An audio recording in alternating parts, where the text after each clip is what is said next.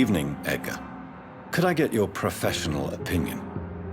Please speak, but I have something important to tell you. This strain of flu, it's very different from the one I saw in Europe. It's downright peculiar. Really? What makes you say that?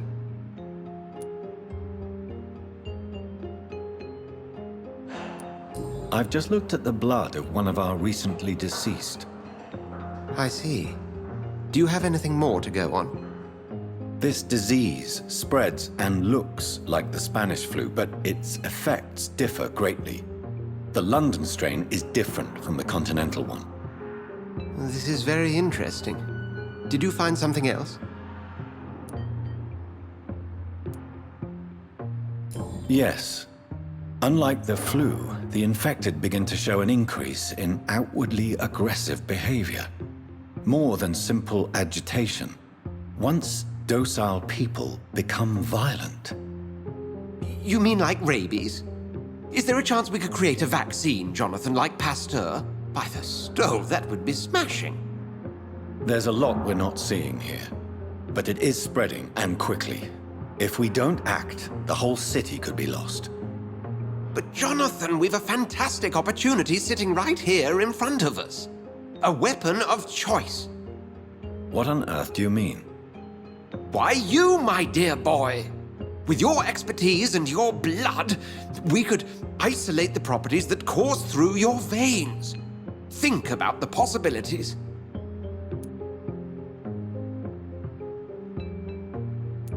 But the risk of infection using vampire blood could compound the situation.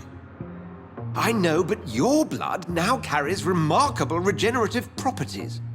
With our minds and your blood, there's nothing we couldn't cure. We'll discuss this more later. Thank you for your time. No, thank you, Jonathan.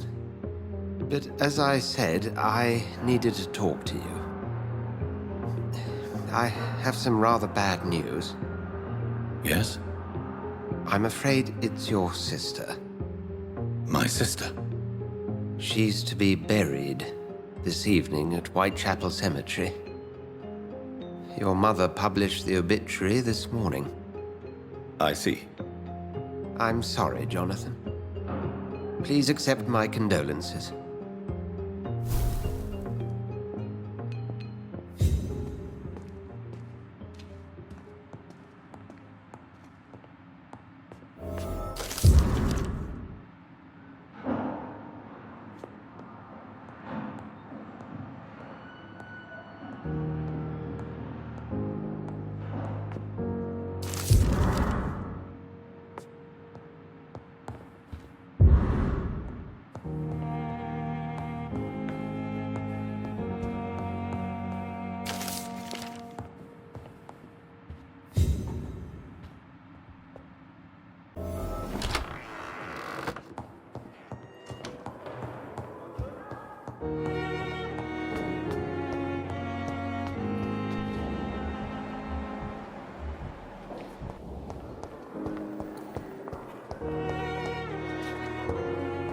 You are going...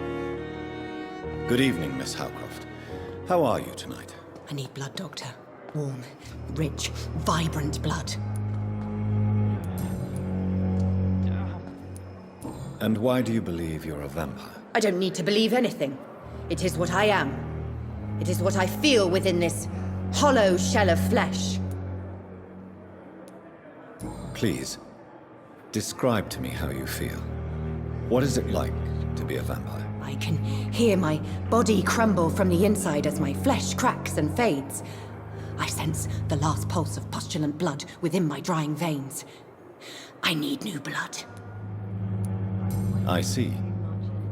Have you ever heard of Cotard syndrome, Miss Howcroft? Never. It's a mental illness discovered by a French neurologist named Jules Cotard. The affected patients are delusional.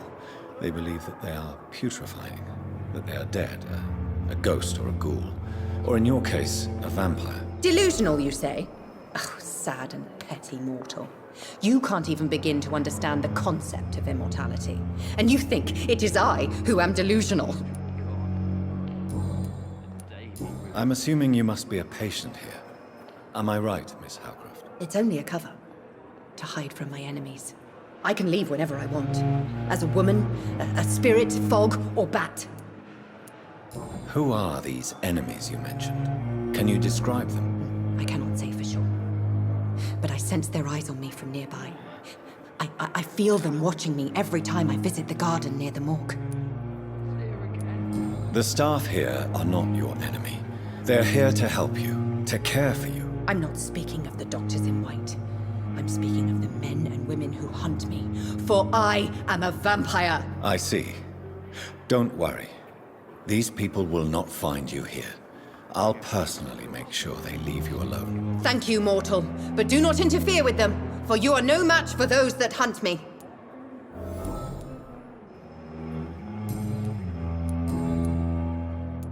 Who are you really, Miss Howcroft? I mean, apart from being a vampire. Is that not enough for you, puny mortal? What do you require? Proof of my powers? I'm curious to know who you were before becoming a vampire. It was such a long time ago, I don't remember. Centuries of unholy life can have strange effects on one's minds, you see?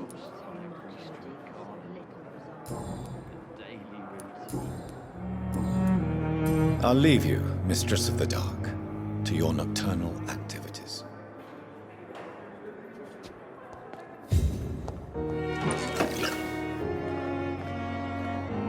Ajar the hospital. That's Good evening, Mr. Elwood. Evening, Dr. Reid. How is your stay with us, Mr. Elwood? Oh, it's bliss. I just escaped death in the trenches to be surrounded again by the moans of the dying. Can I ask you precisely why you're a patient here? It's the pain, sir. The drugs don't work. It just hurts under the scars, if you get my drift. Who is treating you? Is someone in particular looking after your case? Nobody since the old and tired doctor spoke to me. Started to think I was forgotten about. Wouldn't blame you. You don't seem worried by that. My face hurts so much more when I smile or cry. I've learned it's easier not to speak. But be assured I'm smiling inside. Can I do anything for your pain? Nurses gave me a bunch of pills. No effect. Told you. It's like the flames are under my skin, burning away.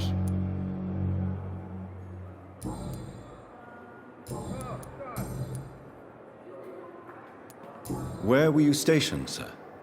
Did you serve for long? I really don't want to talk about all this shit. No offense. I was pushing too much. I served in France myself. I just wanted to know what happened to you. You were an officer, weren't you? Then I doubt we fought the same war, sir. No offense. How close are you to Miss Hawcroft? Are you aware that she thinks she is a vampire? To wait for her next nibble is the best reason to stay here. Every time she approaches my bed, she treats me like something tasty. A normal person. Aren't you afraid? She may hurt you if the game goes too far. She's quite harmless, I can assure you. Her head's broken inside is all. While I'm busted on the outside. But she's still beautiful. Living proof that there's hope for me. So do you let her bite you? You know that's not sanitary. And why not? She's only supping a few drops of me blood. And the pain, it's real for once. She could decide to bite less willing patients. Then it's another good reason for me to stay here, Doctor. You do realize she's mentally disturbed. It's called the Cotard syndrome. She truly believes she's a vampire. In her madness, she never refers to my scars. And frankly, if I could, I'd join her world. It seems much more fun than the real one.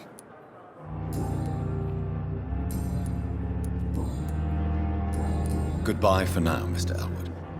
You disgust on every street corner. The daily routine.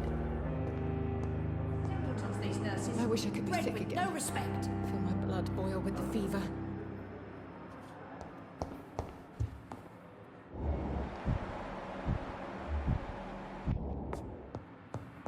Someone's poached my blanket. Oh, the cold will be my death. It's here again.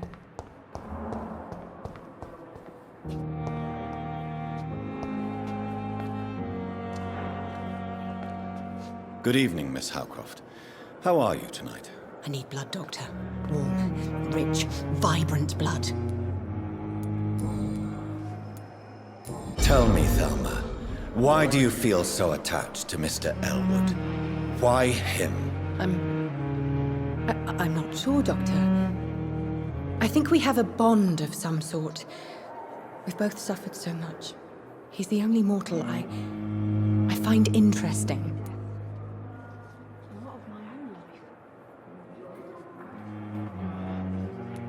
Do you plan to make him a vampire too? Of course not. How could I inflict my curse on anybody else? I'm not that cruel, Doctor. Would you say you and Mr. Elwood are romantically involved? No. No, Thomas is a delicate soul. Even though he disguises it. But I am not the woman he needs. No, for I am a vampire, Doctor.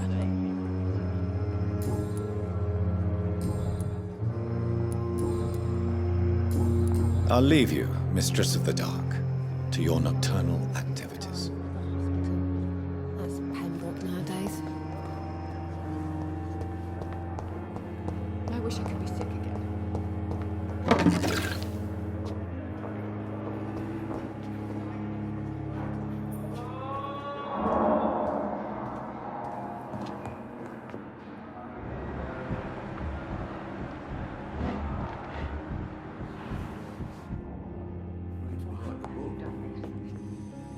Good evening, Dr. Strickland. And good evening to you, Dr. Reid. Can I be of any help? What do you think of Dr. Ackroyd's aversion to modern medical methods? It's a shame he's so narrow-minded. Dr. Swansea taught me that science is about exploring uncharted territory. I'm convinced that's true. With the influenza and all that's going on, you should put your differences aside, don't you think? Why is it so difficult to work together? I believe that if Dr. Ackroyd had been the one to discover the transfusion process, he would be the first to recommend its use. So you believe it's just a question of jealousy and pride? Dr. Ackroyd is as proud as he is blinded by his obsolete concept of medical science. Please, could you tell me something about yourself? I'm a great admirer of your work concerning blood transfusion, Dr. Reid. I run my own experiments. I'm convinced it's the future. I based my technique on my mentor's research. He helped me perfect my method. What is yours? I'd rather not talk about it. For now, it's just theories and first approach. My process is purely experimental and unsuccessful. As long as you're cautious and methodical, you may remain empty-handed, but you won't fail. You're not the first one to warn me, but I am convinced knowledge is the main weapon against the ravages of this epidemic.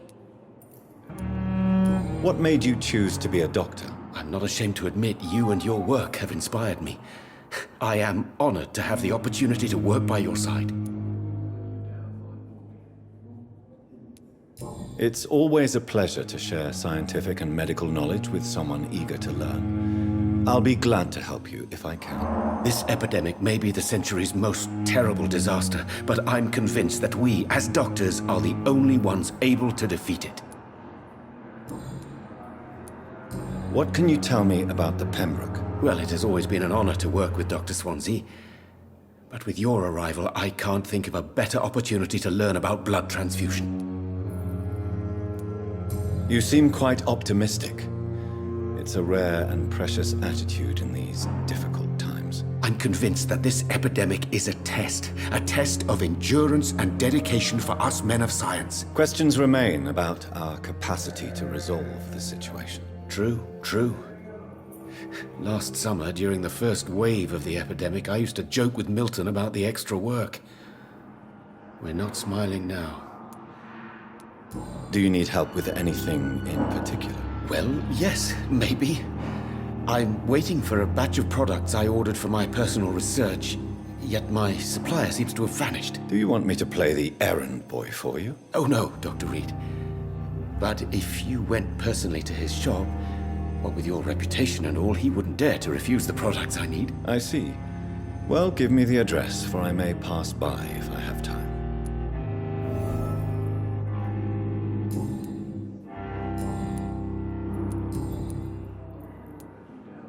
Tell me more about your willingness to experiment with new medical techniques. Harvey Fiddick is a patient suffering from a severe injury that could cripple him if not treated correctly. I'm convinced your blood transfusion technique could help him. What is it you really want? To save him, or to prove your point? Fair question. I want nothing but to save my patient, Dr. Reid. Especially since I know Mr. Fiddick's story.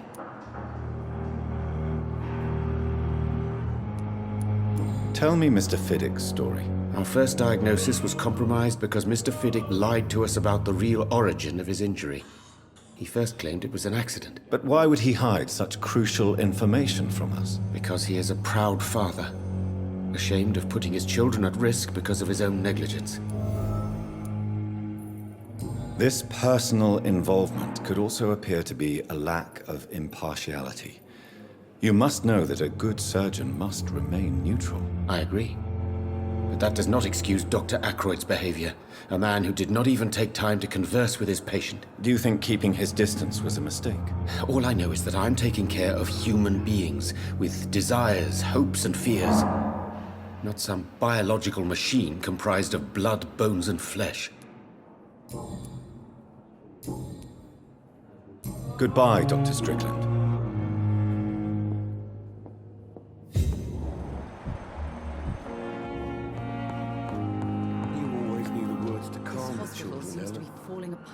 As for me... I'm quite busy right now, Dr. Reid. Tell me, Waverly, what do you think of Dr. Strickland's enthusiasm for his experimental research? Strickland is playing with his patients' lives for pride and glory. Now that, sir, is unethical. Are you thinking about something in particular? Harvey Fiddick needs delicate surgery. I believe we should stick to the usual procedure. But my young colleague obviously disagrees. Why do you wish to lead this surgery? I strongly believe that Mr. Fiddick should not be butchered to test an unproven procedure. But in the circumstances, I'm willing to give you the benefit. I really hope you're right about this, Dr. Ackroyd. I'm trusting your judgment on this. I'm not the kind of man who runs away from his responsibilities, Dr. Reid. There is no need for you to be looking over my shoulder. And are you not afraid that your rivalry with Strickland may be blinding you? Rivalry? I guess you could call it that. But I will never be childish enough to let my personal feelings affect my judgment.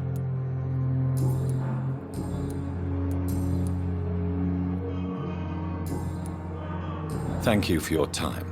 We'll talk later.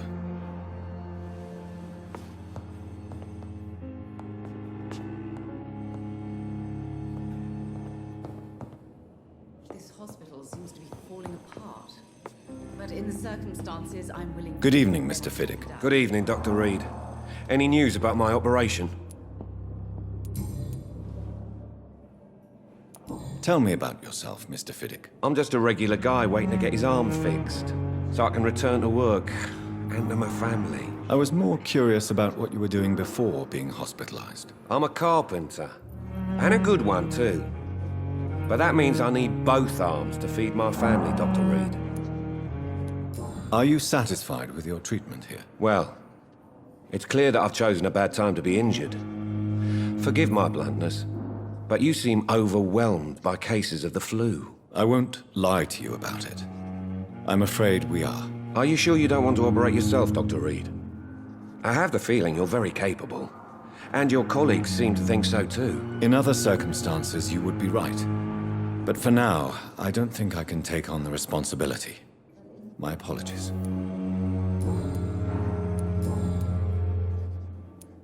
Tell me about your injury, Harvey. Why do you feel so guilty about it? My wife died because of me.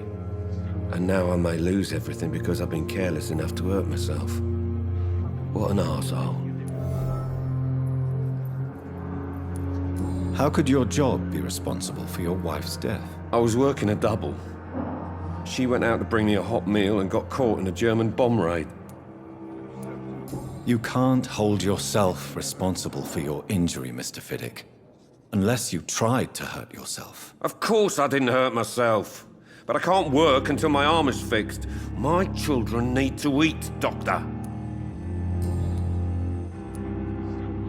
Tell me more about the death of your wife, Harvey. 1915.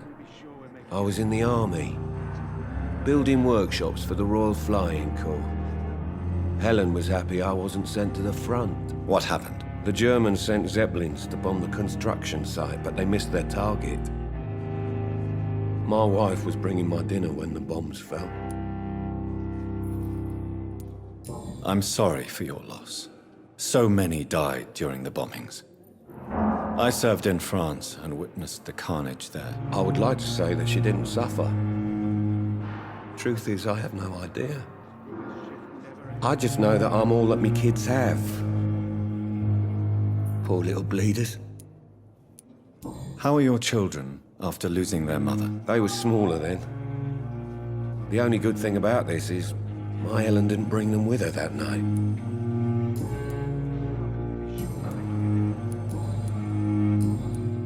Goodbye for now, Mr. Fiddick.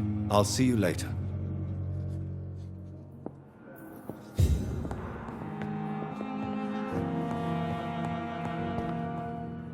You always knew the words to calm the children, Helen. Good evening, Doctor. How is my son doing?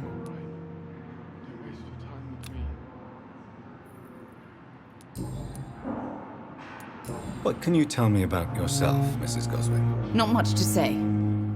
Just take care of my Mortimer and I'll cover all the expenses. That's all that matters. Are you really that rich? Most of the patients here are of a more humble origin, if I may say so. Yes, thanks to my husband. May he rest in peace. I can cover any needed medical expenses.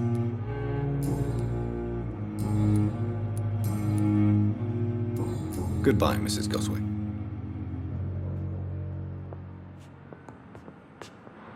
Good evening, Mr. Goswick. How are you? I'm okay.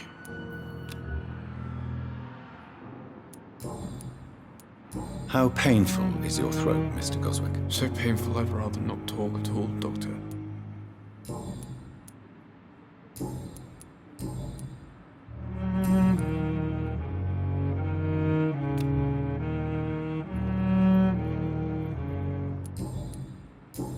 I have to go now, sir. But don't hesitate to contact me if you need any help. I'm all right. Don't waste your time with me. What a blundering idiot.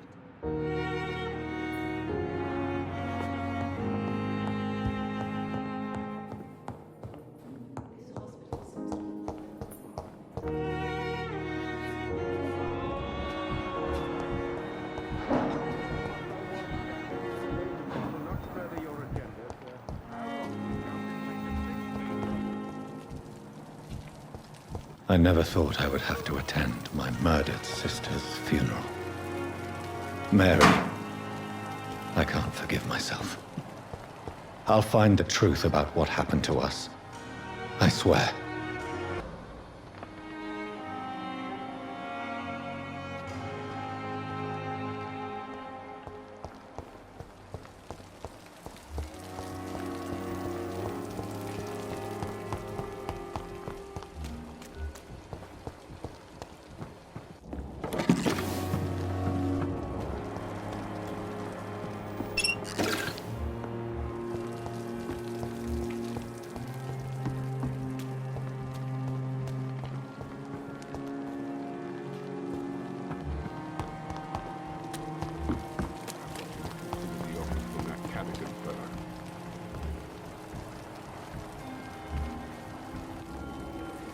Good evening, Milton. Good evening, Doctor. Still trying to save lives? How is the situation around here? You want to hear the situation is all right? It's fucking awful. We lack everything, and it's getting worse every day. So what do you do exactly in this hospital? Apart from smuggling guns, I mean. I've been an ambulance driver since... too long, I guess. I bring sick people here night and day. It's a dirty job, but I get it done. Most of the time. It sounds like things have been a bit rough recently. What's happened? Yesterday I got attacked by the patient I was bringing here. I escaped through the hospital's garden, but I lost my wallet when I was running. You left an infected patient outside the hospital? That's incredibly dangerous. Go there yourself if you want, but be careful, Doctor. I'd rather not bring your dead body back. Since you're on the front line, how is the sanitary situation in this vicinity? It's a complete disaster. It's even getting dangerous to enter some streets or buildings. Even the locals attack you. Are you really smuggling weapons through the hospital? And why not? I've already been attacked by patients, you know. And by gang members willing to steal my money. But you're not defending yourself. You're selling guns to civilians. You keep people alive your own way, Doctor. I offer them another way to protect their health.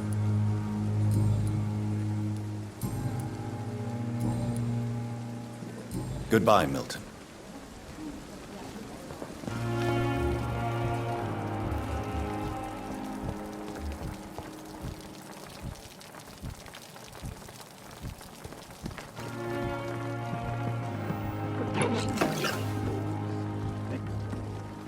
Good evening, Dr. Tippett. Dr. Reid, any good news to share? You're exhausting yourself, Corcoran. Maybe you should think about preserving your strength. No. We must keep on healing all those poor souls. We are the last rampart before chaos. Once more, unto the breach.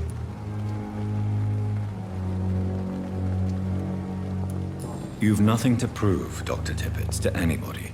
And we all praise your experience. Please, have some rest. I am perfectly fine, and I am not too old for this job.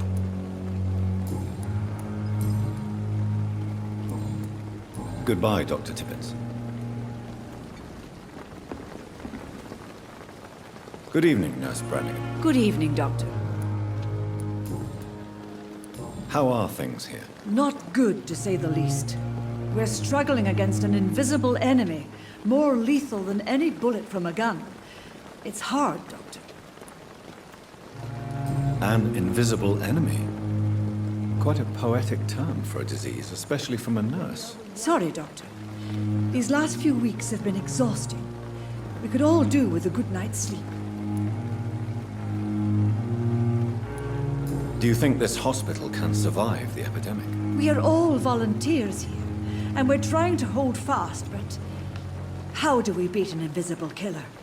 Some nurses have already resigned.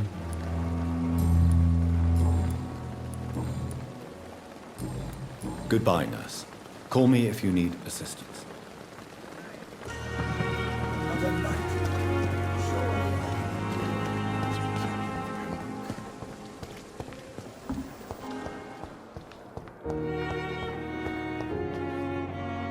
Good evening, Nurse Hawkins. Good evening, Dr. Reid.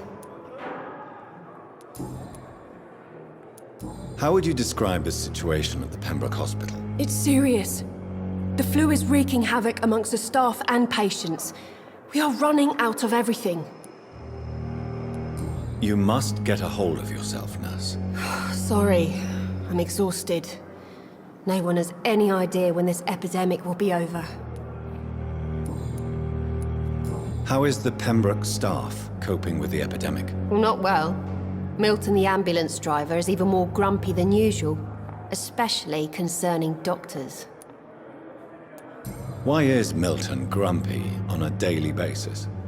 Is it just an act? Milton's not the kind of man who's bothered about a bad reputation, whether he deserved it or not.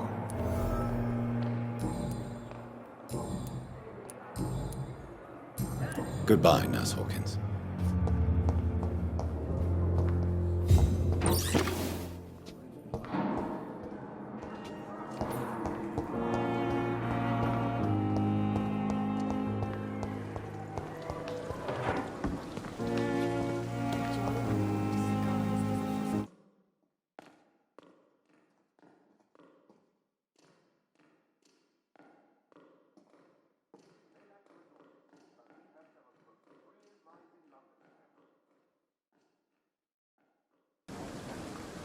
Good evening, Milton. Good evening, Doctor. Still trying to save lives?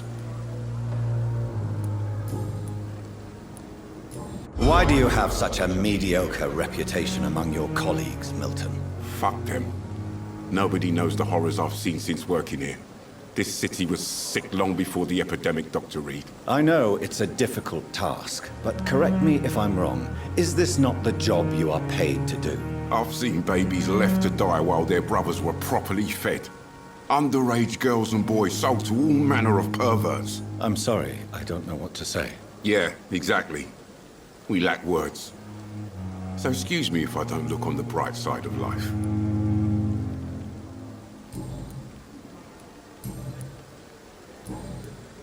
Goodbye, Milton.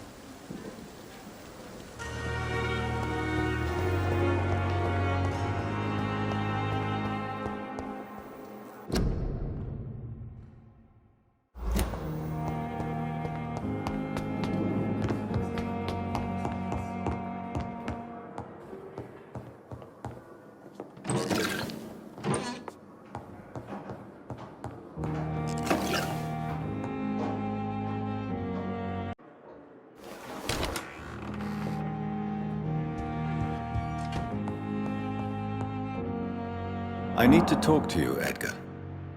Please do so.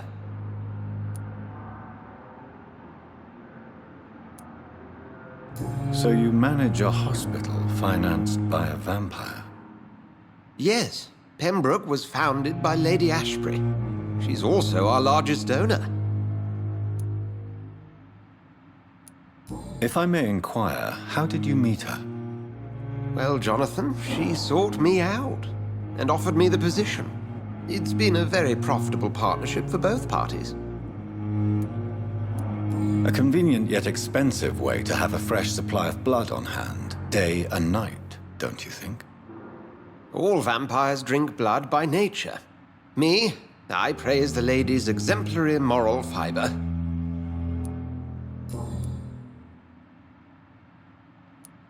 Do you know anything about the vampire hunters in the East End? Without a doubt, it's the Guard of Prewen. Zealots to the last man. Where do they come from? Once they shared the Brotherhood's ideology on non-intervention, but they concluded vampires were a scourge. They're definitely well organized and equipped. They're extremely dangerous and not to be trifled with. To them, you're a feral beast, and I, your accomplice. Nurse Crane will not be returning to Pembroke Hospital. Oh, really? Did something happen? She seems such a very capable woman.